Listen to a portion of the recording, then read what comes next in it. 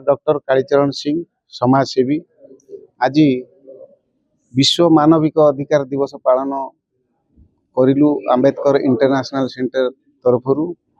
ये अवसर रे आमर मुख्य अतिथि भाव में जोग देइथिले माननीय जस्टिस डॉक्टर डीपी चौधरी एवं दिल्ली आसी पूर्वतन अध्यक्ष doctor Ambedkar foundation ministry of social justice Bharat सरकार सी भी जोग देइथिले एवं पूर्वतन आरडीसी डॉक्टर अलेख चंद्र पढ़ियारी, पूर्वतन विधायक श्री प्रियदर्शी मिश्र एवं युव नेता दिलीप बेहेरा ये समस्ते आज जोग दे मानविक अधिकार जेपरी क्षुण्ण हब ना तार उपरे आलोचना होता। मुझे अतीत 2005 रु 2007 रे पीपुल्स वाच बोली गोटे ऑर्गेनाइजेशन थिला, national preventing and torture in India, तार उपरे काम करूथली। यूरोपियन यूनियन प्रोजेक्ट रे खोर्धा जिलार मॉनिटर थिली।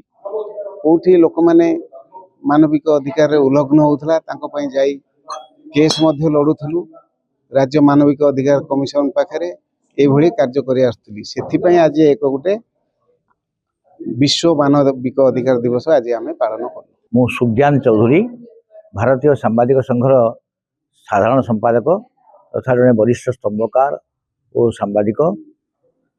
मु आज एठारे सभापतित्व करुथली जे वर्तमान परिभाषा और परिसीमा वर्ल्ड ह्यूमन राइट्स डे रो परिभाषा और परिसीमा व्यापक भाव में बदली जाइए। खाली केते गुड़िए निर्दिष्ट नियमावली जहाँ थिला ताकू पाथेय करी आम जो चलुले ह्यूमन राइट्स उपर ता बदली जाइए। बहुत परिसीमा बढ़ी जाइए। आज ए वर्षर थीम जहाँ अच्छी डेली लाइफ रे आम केमती भाव में ह्यूमन राइट्स ताकू पालन करवा। आम free from discrimination, dignity of life एवं सेफ्टी सिक्योरिटी ये समस्त जिनस आमको जमी मिल, ड्रिंकिंग वाटर फैसिलिटीज मिल, सबू कथा आमको अवेलेबल हम एवं कहार स्वाधीनता उपर आम हस्तक्षेप करें समस्ते मिलमिशी रहिबा। तेणु ये जो जिनस अच्छी आज ताकू समस्ते केमिति पृथ्वी विश्व में पालन करा भारत में ओडिशा रे केमिति पालन हम आज से विषय आम दिन सारा ये आलोचना चलता एवं यह संपूर्ण भाव सफल होती। एक रकम आम ये जो अधिकार विश्व मानविक अधिकार जो अधिकार मानविक अधिकार दिवस आपको पुंखानुपुंख भाव ये आलोचना करूँ।